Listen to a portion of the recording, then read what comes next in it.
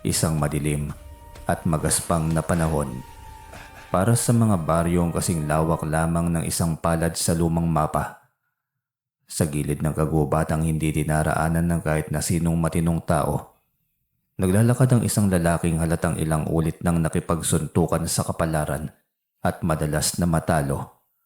Siya si Virgilio, isang antingero, tagapagdala ng mga banal at kapangyarihang mutya.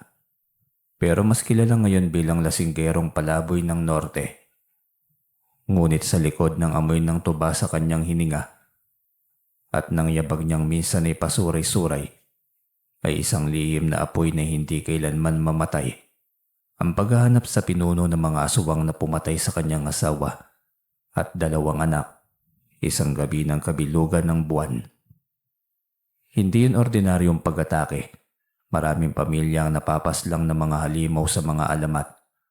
Oo, pero hindi ganoon kagaan para kay Virgilio. Ang kanilang pamilya ay kinaladkad mula sa kanilang kubo.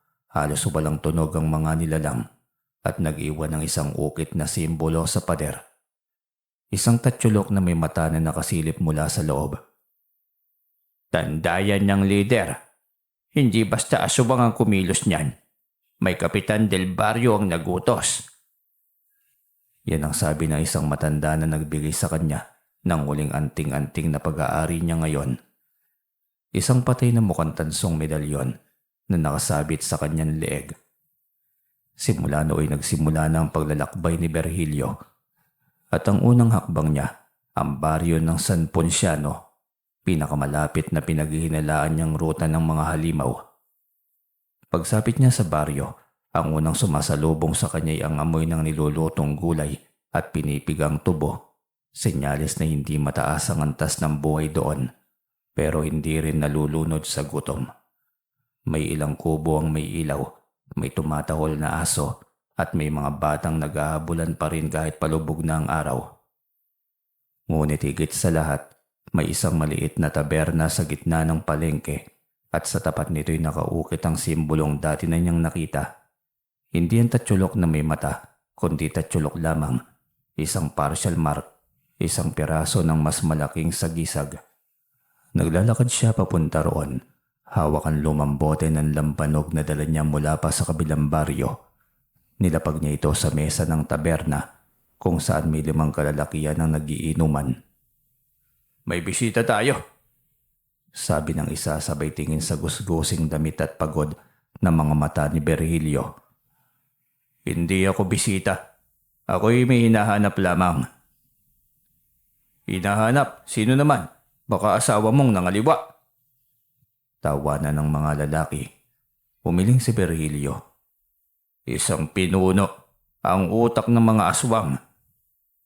Natahimik ang mesa. Ang 2 lalaki na kanina'y malakas tumaway biglang napalunok at ang isa'y tumagilid ang ulo. At isa pa'y bigla ang tumingin sa labas na tila ba may bantay na hindi nakikita. Hindi kami nagbibiro rito tungkol dyan. Maraming nawawala sa baryong ito. Nagbuhos si Virgilio ng laman ng bote sa baso. Hindi rin ako nagbibiro. Marami ring nawala sa amin. Pamilya ko. Gusto ko malaman. May tanda ba kayong tatsulok na may mata? Hindi sumagot ang mga lalaki, pero ang kanilang pananahimik, ang kabigatan nito, ay sapat ng sagot. May alam kayo, at hindi ordinaryo ang tinatakbuhan ninyo. Lumapit ang matandang may hawak na baraha. Hindi mo dapat hinahanap ang mga ganyang tanda, iho. Sila ang uri ng kalaban na hindi hinahabol. Sila ang humahabol. Naglakad siya palapit kay Virgilio kasabay ang pagpatay ng apoy sa lampara ng hangin. Kung talagang gusto mong malaman, pumunta ka sa lumang poso sa dulo ng baryo. Doon dinala ang huling katawan na may simbolo ng mata. Nagpasalamat si Virgilio pero bago siya makaalis, hinawakan siya ng matanda sa braso. May babala ako. Ang Kapitan Del Barrio dito. Hindi mo mauunawaan siya una dahil hindi siya halimaw sa labas, kundi halimaw sa loob. Hindi niya ito binigyan ng pansin. Marami na siyang narinig na banta Marami ng matandang nagpapayo na huwag. Ngunit sa puso niyang puno ng galit. Wala siyang pakialam sa lahat ng yon. Lumakad si Virgilio sa madilim na iskinita papunta sa dulo ng baryo. Naroon ang lumang poso, halos hindi na ginagamit. Ang lupa sa paligid ay tuyot. Ang hangin ay amoy kalawang at nabubulok na kahoy. Habang dumalapit siya, biglang kumirot ang kanyang anting-anting. Hindi iyon normal. Hindi yun basta init lamang, kundi isang matinding pag-alon na para bang may humihila sa loob ng kanyang dibdib. May nilalang. Bulong niya sa kanyang sarili. Pagdating sa tabi ng poso, may nakita siyang isang putol na tali, isang basag na piraso ng salamin at isang bakas sa lupa. Isang malaking bilog na may 3 malalim na gasgas sa gitna. Hindi yun bakas ng hayop, bakas iyon ng isang nilalang na sinusundan niya. Humawak siya sa anting-anting. "Narito ka, hindi ba?"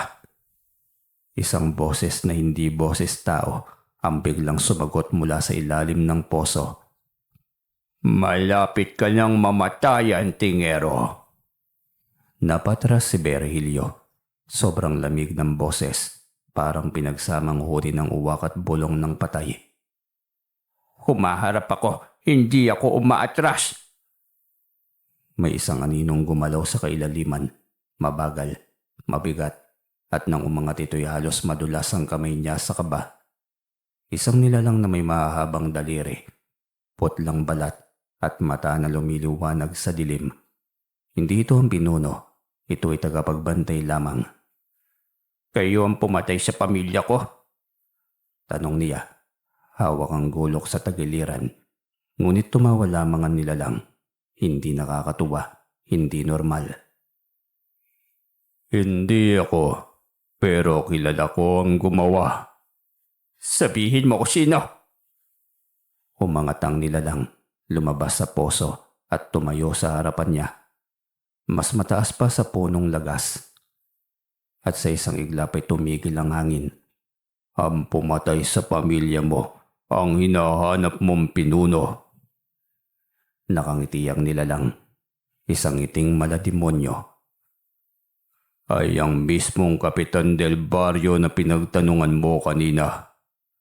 At bago pa makasigaw si Virgilio, sumalakay ang nilalang ng sobrang lakas. Halos hindi nakagalaw si Virgilio. Isang malapad at malamig na palad ang umampas sa kanya, nagpaikot sa kanyang katawan at tuluyang nagpabagsak sa kanya sa lupang basta sa paligid ng poso. Nabulabog ang alikabok, kumalansing ang kanyang gulok at parang nabingi siya sa biglang pagalingaw-ngaw na sigaw na hindi niya alam kung sa kanya ba o sa halimaw ng galing. "Lechim buhay to." Napangiwi siya sa sakit habang bumabangon. Ramdam niya ang basag na tagiliran. Siguro'y napuruhan ng hampas, pero kahit nakayuko'y hinawakan niya agad ang kanyang anting-anting. At doon niya naramdaman. Kumakabog ito ng matindi, parang tumitibok na puso ng leon. "Hindi mo ako matatakasan ng tingero. Matagal ka nang dapat na nalipol. Ikaw ang huling sagabal bago siya maita." Hindi na natapos ang sasabihin nito. Biglang naginit ang anting-anting ni Virgilio at isang malakas na liwanag ang kumawala mula sa medalyon, diretso sa mukha ng halimaw. Umatras ito, nabingi sa sariling sigaw. Amoy nasusunog na laman ang umangat sa hangin. Si Virgilio naman humihingal, ngunit ginamit ang pagkakataon. Hinablot niya ang gulok na nalaglag at unti-unting tumayo. "Kilala mo siya, sabi mo. Kilala mo ang pumaslang sa pamilya ko. Hindi ka makakaalis hanggat hindi mo sinasabi ang pangalan niya." Unti-unting bumalik ang anyo ng nilalang. Humahabol ang paghinga nito, ngunit kahit nasunog ang kalahati ng buka, hindi ito nagmukhang mahina. Sa halip ay para itong nagagalak. "Hindi pangkaraniwan ng tingero. Kung ibang tao ka, tapos na sana ang laban." Umikot ito sa dilim. Hindi tumatapak ngunit dumudulas sa lupa na parang usok. "Pero ikaw pala ang pinaghandaan niya." "Kahit ano pang handa niya, Hindi yun sapat para makalimutan ko ang ginawa niya. Ngumiwi ang halimaw, ngunit sa isang iglap ay nawala ang anyo nito. Hindi ito naglaho, bagkus ay nagbabalat sibuyas. Lumabas ang tunay nitong hugis, matangkad, payat na ang mga buto, nakausli, payat na kulay abo, at mahabang pangil na parang 3 pulgadang patalim. Isa akong bantay dugo, hindi kami basta sinusugatan ng gulok. Pero ikaw, kaya naming pira-pirasuhin. Mabilis ang galaw. Mas mabilis kaysa sa inaasahan ni Virgilio. Ngunit sa bawat pagsalakay ay parang sinasagot ng kanyang anting-anting ang bawat kilos ng nilalang. Pumipintig, tumitigas, at kumikislap tuwing delikado na siya. Hindi mo talaga ako titigilan, ano? Hanggang hindi kita napapaslang, antingero. Kaya't sa wakas ay sumugod si Virgilio, hindi para umatras, hindi para takasan, kundi para tapusin. 2 mabilis na hampas ng gulok ang binitiwan niya. Una sa tagiliran, pangalawa sa leeg. Tumama pareho, pero hindi kasing lalim ng inaasahan niya. Parang goma ang laman, parang humaharang ang hangin mismo. Matigas ka pala. Ngumisi ang nilalang, nagpakita ng mga pangil na basa sa sariling dugo. Matigas? Hindi, bihasa lang. At lumipad itong muli. Si Virgilio, kahit lasing pa ng kaunti, ay hindi umiwas tulad ng ordinaryong tao. Hindi siya natataranta. Ang katawan niya kahit pagod na, ay may 30 taon ng karanasan sa mga inkwentro ng hindi tao. Kaya nang humagis ang halimaw, lumusot si Virgilio sa ilalim nito at sinipa ang tuhod nito ng malakas. Tumilapon ito sa gilid ng poso, natamaan ng lumang bato. Mabilis na lumapit si Virgilio. Nagbabaka sakaling tapusin agad, ngunit biglang tumigil ang kanyang paa. May naramdaman siyang kakaiba. Hindi galing sa halimaw, hindi sa anting, sa lupa. Parang may kumakalabit sa mga ugat ng lupa sa paligid. Parang may pagkaluskos, parang may gumigising. Dahan-dahan siyang lumingon sa paligid at nakita niya ang hindi niya dapat na makita. May iba pang anino.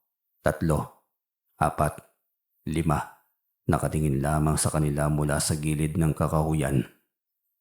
Mga kasama ko, at hindi kanila kailangan ng buhay. Suminghap si Virgilio, pero hindi dahil sa takot. Galit iyon. Galit na matagal nang kumukulong parang kumakatas na tuba sa kanyang loob. Mga salot kayong lahat. Simula ngayon, hindi na ako lalakad ng walang laman ng ulo ko. Tinapat niya ang anting-anting sa kanyang dibdib. Pinikit ang mata at saka bumulong. Santissima Trinidad, iligtas mo ko sa mga anak ng dilim. At parang sagot, kumislap ang dilaw na liwanag mula sa anting-anting, higit na mas maliwanag kaysa kanina. Nakadikit ang ilaw sa kanyang balat, gumapang sa kanyang mga braso at unti-unting umikot sa gulok niya. Ito ang huling bigay ng matandang katalunan, ang hanggang isang gamit na pagbangon. Nang tumayo siya, ang anino niya ay mas naging mahaba, mas matatag. Parang hindi siya isang lasinggero, kundi isang mandirigma. Hindi ka ordinaryo, pero hindi pa rin sapat yan.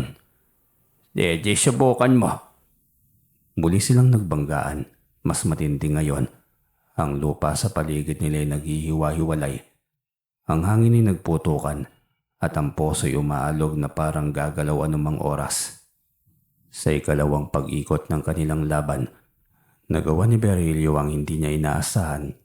Naputol niya ang isang braso ng halimaw. Pumuslit ang dugo nito sa lupa, itim at malapot na parang langis. Tumalsik ang ilang patak sa damit ni Virgilio. Umusok, halos sunugin ang tela. Hindi mo alam kung anong ginawa mo. Hindi mo alam ang kapalit niyan, sabi ng halimaw. Nanginginig ngunit nakangiti. At ano? Tinawag mo siya. Sinong siya? Ang tunay na pinuno. At sabay-sabay yung mga aninong kanina pang nakatayo sa dilim ay yumuko. Hindi sa halimaw kundi sa direksyon sa likod nila. Dahan-dahan na may tunog na parang mga daang kuko na kumakaskas. May lumalapit na isa pang nilalang. Hindi ito ordinaryo.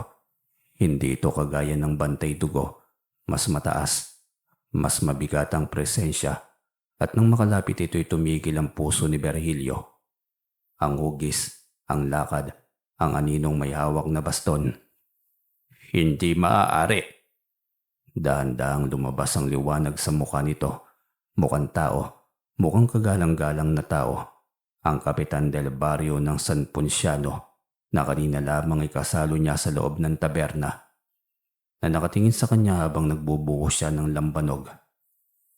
Magandang gabi, Antingero. Matagal kitang hinintay. Tumigil ang buong paligid. Ang hangin na kanina'y nag-aalimpuyo sa banggaan ni Virgilio at ng bantay dugo ay biglang naging mabigat. Parang kumapal. Para bang bawat tatak ng oras ay makapal na putik na dahan-dahang dumadaloy. Walang gumagalaw. Kahit ang mga aninong nilalang na kanina'y nakahanda ng sumalakay. Ngayoy sabay-sabay yumuko, tila aso sa paanan ng amo. At mula sa dilim ay tuluyang lumabas ang Kapitan del Barrio. Ang kanyang hakbang ay mabagal pero sigurado. Parang isang taong nasanay lumakad sa gitna ng libo-libong lihim. Suot niya ang lumang barong na may bordang ginto. At sa isang kamay ay nakahawak sa mahabang baston na may ukit na tatsulok na walang mata. Ilang beses nang nakita ni Virgilio ang simbolong yon. Ngunit ngayon niya lamang nalaman ang tunay na bigat nito. Kung hindi kita nakita kanina sa taberna, hindi ko iisiping isa kang halimaw. Ngumiti si Kapitan. Hindi pala kaibigan, ngunit hindi rin galit. Isang ngiting nagsasabing matagal na niyang alam ang lahat ng hindi alam ng iba. Hindi mo rin ako makikita bilang halimaw kung hindi mo ako hinanap. Ang mga matang naghahanap ng dugo, ang siyang nakakakita ng katotohanan. Huwag mo akong paikutin, Kapitan. Ikaw ang pumaslang sa aking pamilya. Lumapit pa ang Kapitan del Barrio. Isang hakbang, dalawa, at nang maging sapat ang liwanag ng buwan upang makita ang kanyang muka, napansin ni Virgilio ang kakaiba. Ang maliit na pilat sa ilalim ng mata nito, eksaktong kapareho ng pilat ng anino na nakita niyang kumaladkad sa asawa niya noong gabing yon. Hindi ako ang pumaslang, pero ako ang nag-utos. Sagot ng Kapitan. Dahan-dahan at parang isang guro na may tinuturo. Nagpantikantay nga ni Virgilio. Nagliwanag ang anting-anting. Sumakit ang dibdib niya sa galit na para bang apoy na matagal nang niluluto. Bakit? Sigaw niya kasabay ng paghakbang palapit. Dala ang gulok at ang puot na kay tagal niyang bitbit. Ngunit bago pa niya maabot ang Kapitan, pumulupot ang mga ugat ng lupa sa paligid. Oo, ugat galing sa ilalim mismo ng mga paa ng Kapitan. Tumaas iyon at naging parang mahabang latigo at biglang hinampas si Virgilio. Tumilapon siya. Dumapo sa lupa na parang pinukol na sako. Umikot ang paningin niya at halos mabitiwan ang gulok. Pero hinding-hindi niya ito bibitiwan. Hindi ngayon. Hindi mo ako mararating ng basta-basta. Hindi dahil duwag ako, pero dahil mas kailangan kita ng buhay kaysa patay. Nagbaba siya ng tingin sa bantay dugo na kanina yung muntik ng mapas lang ni Virgilio. Napakunot ng noo si Virgilio. Bakit? Para saan? Ngumiti ang Kapitan. Yun ang pinakamasamang ngiting nakita niya sa buong buhay niya. Dahil ikaw ang nawawalang bahagi ng ritual. Hindi makagalaw si Virgilio. Isang malalim na kabang gumagapang sa kanyang gulugod. Ano bang ibig mong sabihin? Alam mo naman siguro kung bakit ang pamilya mo ang kinuha ko, hindi ba? Unti-unting sumama ang hangin. Umikot ang mga anino sa paligid. Ang mga nilalang ay lumapit ngunit hindi para umatake, kundi para sumaksi. Ang dugo niyang Antingero. ay may kakayahang buksan ang huling anting na matagal nang nakabaon sa lupa ng baryong ito. Kailangang isakripisyo ang pamilya mo upang magising ang bahagi ng orasyon. Lumapit ito ng dahan-dahan at sa unang pagkakataon ay nakita ni Virgilio ang tatsulok na may mata. Nakatago pala sa ilalim ng balabal ng kapitan. Nakaukit ito sa balat niya mismo. Pero kulang pa rin. Ang huling susi ay ang dugo mo. Hindi pwedeng dugo ng anak mo. Hindi pwedeng dugo ng asawa mo. Kailangan ni ikaw mismo. Kung gusto mo ang dugo ko, kunin mo. Pero may kapalit. Tumayo siya. Pinilit ang sarili kahit nanginginig. Sinugod niya ang kapitan. Golok sa kamay. Puso'y nag-aapoy. Ngunit isang kamay ng bantay dugo ang humawak sa balikat niya mula sa likod. Hindi pa kami tapos. Hayop ka. Hindi na niya natapos.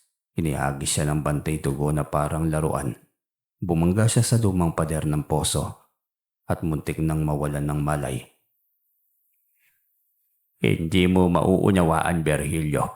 Ang ginagawa ko'y hindi para sa akin lang, kundi para sa buong lahi naming nakatago sa dilim. Hindi siya nakinig, hindi siya nagdalawang isip, hindi siya umatras. Dahan-dahan niyang itinaas ang ulo, kahit bumabalot sa paningin niya ang dilim at dugo.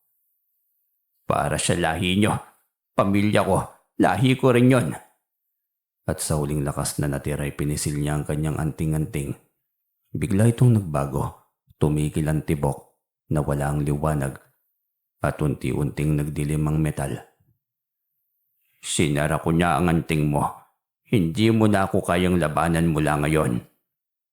Sambit pa ng kapitan, pero hindi kumilo si Virgilio ayon sa inaasahan niya.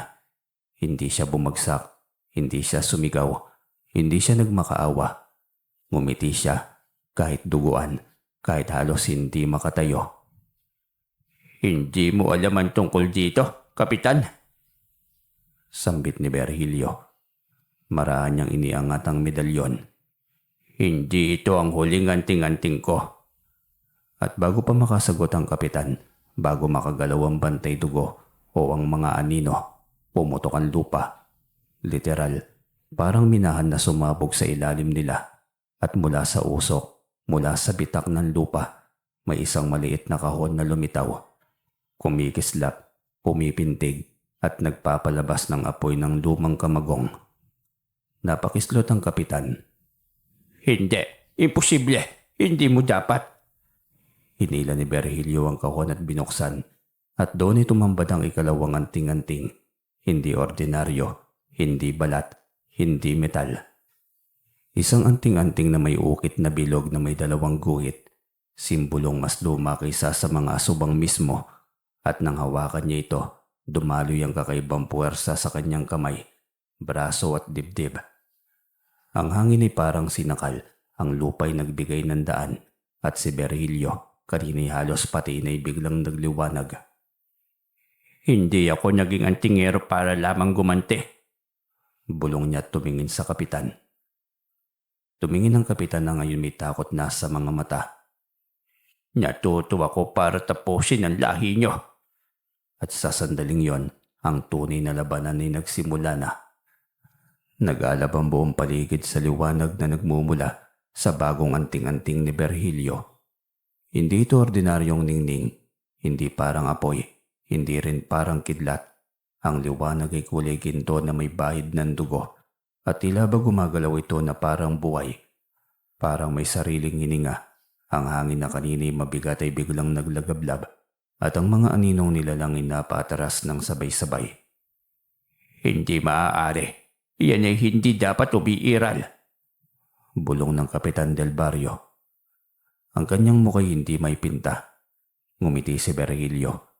Hindi ngiti ng isang nagwawalang mandirigma, kundi isang taong matagal nang naghihintay.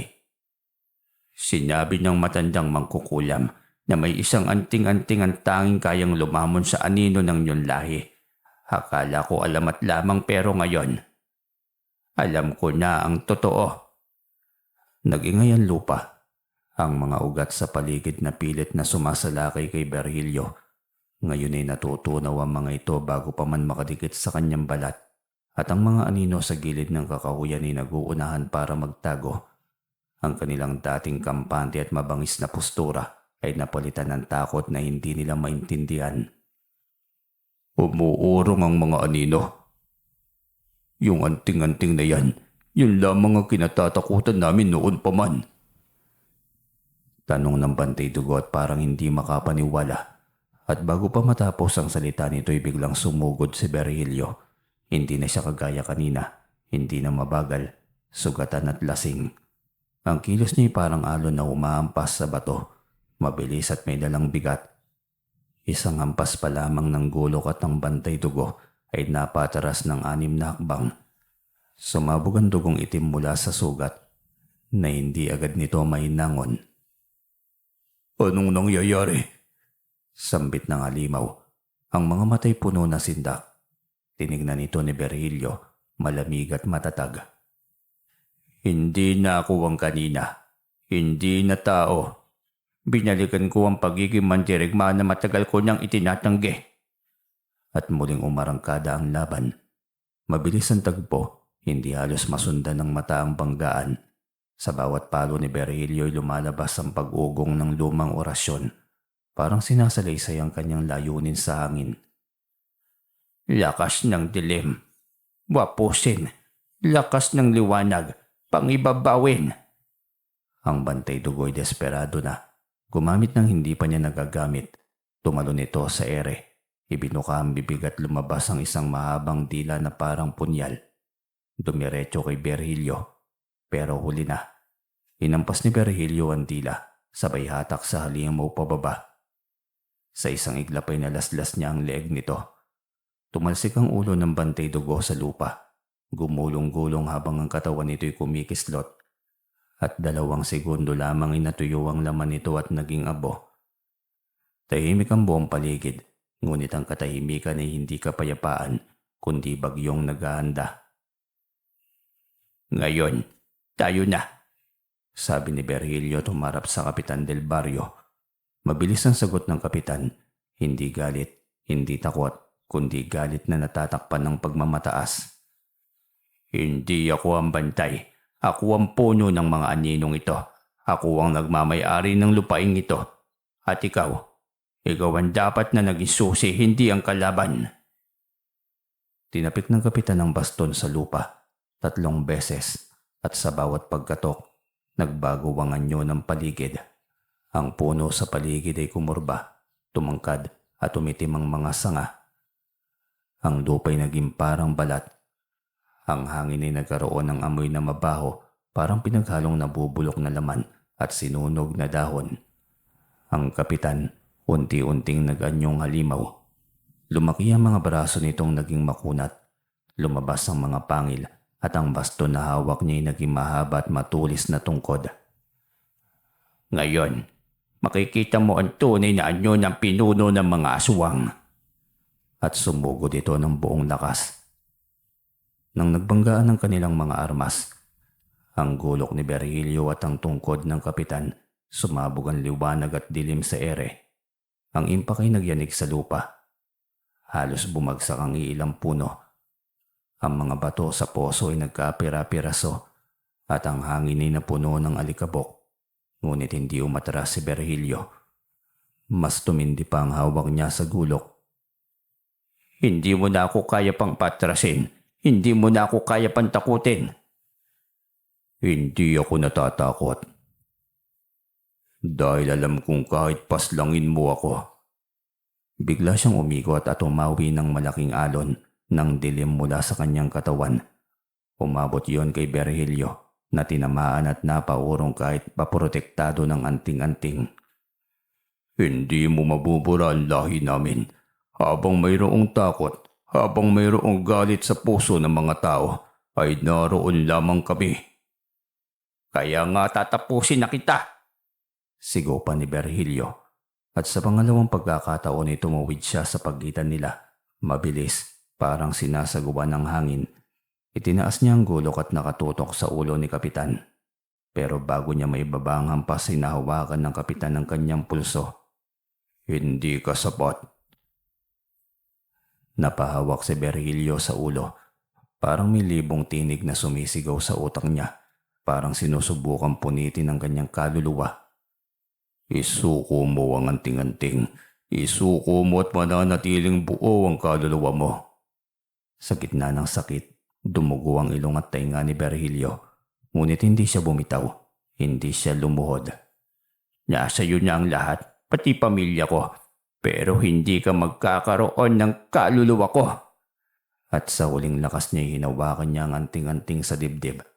Tinindig ang sarili at pumutok ang liwanag. Literal na sumabog ang anting-anting sa liwanag na ginto. Dumaan diretso sa braso ng kapitan at sinunog ang laman nito.